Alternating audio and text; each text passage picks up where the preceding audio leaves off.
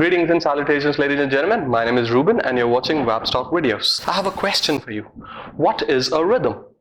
Well, a rhythm is a repeated pattern of words or sounds, you can say, in English language that makes it sound very rhythmic. Now, English language, if you notice, a British or an American speaking, is a very rhythmic language. Now, unfortunately, a lot of Indians don't really sound rhythmic.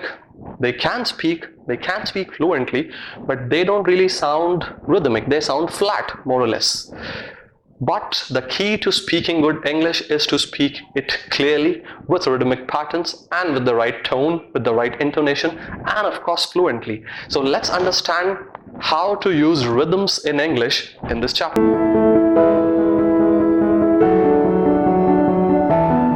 Now, in order to understand English speech rhythms, first we must understand certain words in English that are accented and certain words that are not accented. So there are content words that we accent upon and function words that we do not accent upon. So here on the right side of left side of the screen and my right side, you will see content words, and on your right side and my left side you will see function words. So you stress upon content words and you do not stress upon the function words when you speak. Let's take examples in order to understand it better. Let's say the road is long.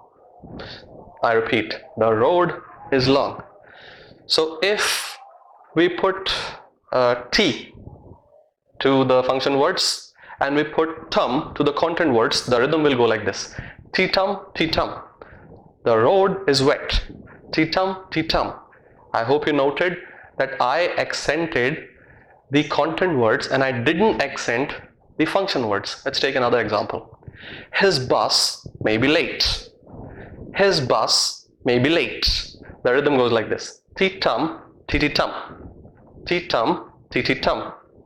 So the point is, we should accent the content words when we speak English, and we should not accent the function words when we speak English in order to sound natural.